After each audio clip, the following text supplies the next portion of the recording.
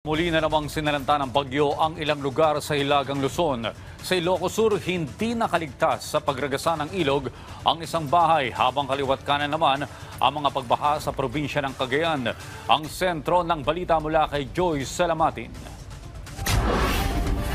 Bago ang bahagyang paghina ng bagyong Goring, naranasan muna ang bagsik nito sa ilang bahagi ng Luzon. Yun lang. Gaya na lang sa Ilocos Sur, kung saan nakuna ng video ang unti-unting paglamon ng tubig sa isang bahay sa San Pedro, Narvacan. Umapaw kasi ang ilog dahil sa nararanasang pag-ulan sa lugar, hatid ng sama ng panahon. Sa Cagayan naman, ramdam na ramdam ang pananalasa ng bagyo sa iba't ibang bayan, katulad sa bayan ng Solana kung saan naranasan ang matinding baha. Apektado rito ang barangay Kalilyawan, Ubong at Karilukod kasama ang Western Solana Public Market.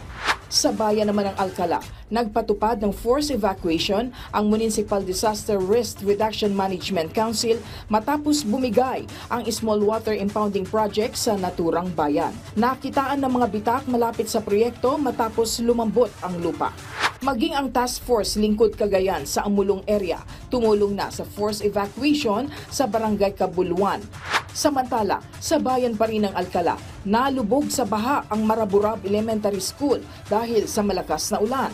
Rumaragas ang tubig baha naman ang naranasan sa ilang kalye sa Baggao, kabilang na ang kahabaan ng Masikal Road. Habang sa bayan naman ng Santo Niño, pansamantalang hindi madaanan ang Abaryongan Ruar at Kalyapangan Bridge. Unti-unti na kasing natitibag ang lupa sa gilid ng tulay na delikado para sa mga motorista. Tiniyak ng NDRRMO sa lugar ang mahigpit na pagmonitor sa naturang daan. Sa Tuguegarao naman, nakunan sa CCTV ang pagkahulog ng isang pulang kotse sa bahagi ng Pinakanawan Bridge. Bagamat hindi kabilisan ang pagpapatakbo, ay tila nawala ng balanse ang driver ng sasakyan kung kaya't nahulog ito sa tulay. Samantala, wala rin tigil ang pagpapaabot ng tulong ng pamahalaan sa mga pamilyang naapektuhan. Sa bayan ng Piat, higit 80 pamilya ang nakatanggap ng family food packs mula sa Department of Social Welfare and Development, habang nagsimula na rin ang pamamahagi ng family food packs sa Kabatuan sa Isabela.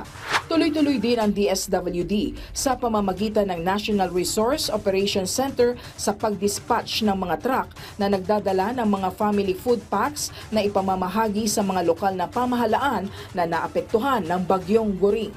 Mula noong August 25 hanggang kahapon, August 27, aabot na sa 100,000 kahon ng family food packs ang nai-release ng kagawaran sa Ilocos, Central Luzon, Calabarzon at Cordillera Region. Joyce Salamatin para sa Bayan.